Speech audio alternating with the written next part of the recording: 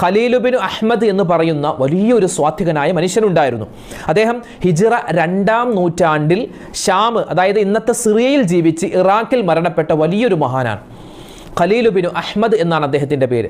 അദ്ദേഹം മരണപ്പെട്ട് 1-2 ദിവസങ്ങൾ കഴിഞ്ഞപ്പോൾ അദ്ദേഹത്തിൻ്റെ കൂട്ടുകാരൻ ഇദ്ദേഹത്തെ സ്വപ്നത്തിൽ കണ്ടു.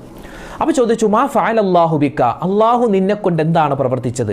നിനക്ക് എന്താണ് അള്ളാഹു സ്വർഗമാണോ നൽകിയത്, നരകമാണോ? നീ ജീവിതത്തിൽ ചെയ്ത പാപങ്ങൾ അള്ളാഹു പുറത്തു തന്നോ? നീ ജീവിതത്തിൽ ചെയ്ത നന്മകൾ അള്ളാഹു സ്വീകരിച്ചോ?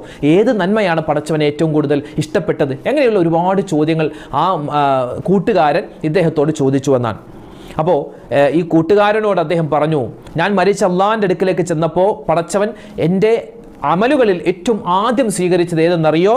അള്ളാഹു തആല എൻ്റെ പാപങ്ങളൊക്കെ പുറത്തു തന്നു, എൻ്റെ നന്മകൾ അള്ളാഹു സ്വീകരിച്ചു. അതിന് കാരണമായി മലക്കുകൾ എന്നോട് പറഞ്ഞത്, നീ നിന്റെ ജീവിത കാലഘട്ടത്തിൽ നിന്റെ മക്കൾക്കും അതുപോലെ തന്നെ നിന്റെ നാട്ടിൽ ഖുർആൻ ഓതാൻ അറിയാത്ത ആളുകൾക്കുമൊക്കെ സൂറത്തുൽ ഫാത്തിഹ പഠിപ്പിച്ചു കൊടുത്തതാണ് അള്ളാഹുവിന് ഏറ്റവും കൂടുതൽ ഇഷ്ടപ്പെട്ടത്. ആ ഒരു പ്രവൃത്തി കാരണമാണ് നിനക്ക് അള്ളാഹു സ്വർഗം നൽകുന്നതെന്ന് മലക്കുകൾ എന്നോട് പറഞ്ഞെന്ന് ഖലീൽ ബിൻ അഹ്മദ് എന്ന് പറയുന്ന ഈ സ്വാത്വികനായ മനുഷ്യൻ തൻ്റെ കൂട്ടുകാരനോട് സ്വപ്നത്തിൽ അറിയിച്ചതായി കിതാബുകളിൽ നമുക്ക് കാണുവാൻ സാധിക്കും. എന്നാൽ ജീവിതത്തിൽ ദുനിയാവിലും ആഖിറത്തിലും വിജയിക്കാനുള്ള ഏറ്റവും വലിയ പിടിവള്ളിയാണ്, ഏറ്റവും വലിയൊരു മരുന്നാണ് സൂറത്തുൽ ഫാത്തിഹ.